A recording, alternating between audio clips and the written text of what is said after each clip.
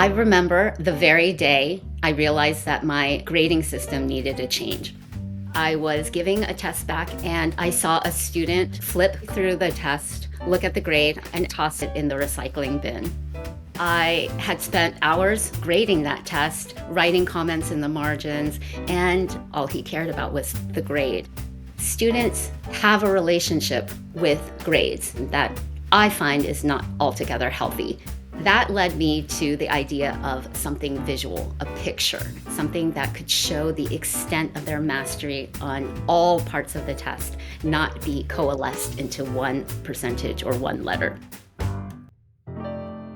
So I took the structure of a 4-column rubric with 4 levels of mastery: beginning, developing, achieving, and extending, with a dot at each level. Every row is a separate learning objective. If we're learning about proteins, one of the learning objectives might be identify the structure of amino acids. And so for each of those learning objectives, they would be given a rating out of 4.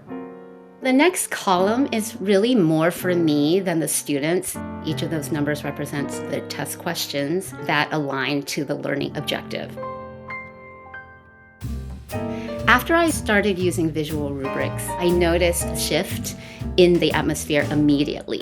There was a flurry of conversation the day they got their test back, and there was more ownership over their evaluative score.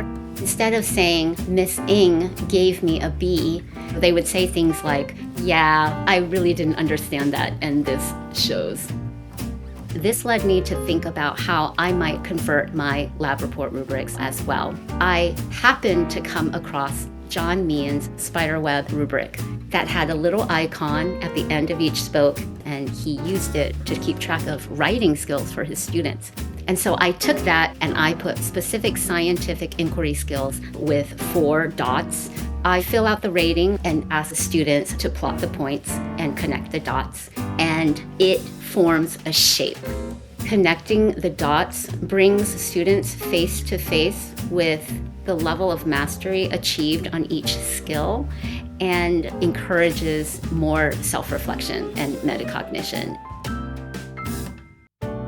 Even though it does take me more time to use the visual rubrics, I am committed because they give students a very clear picture of what they know and what they do not yet know. Instead of a grade that feels like a final judgment, the visual rubrics are more like signposts, and they can use that information to move forward.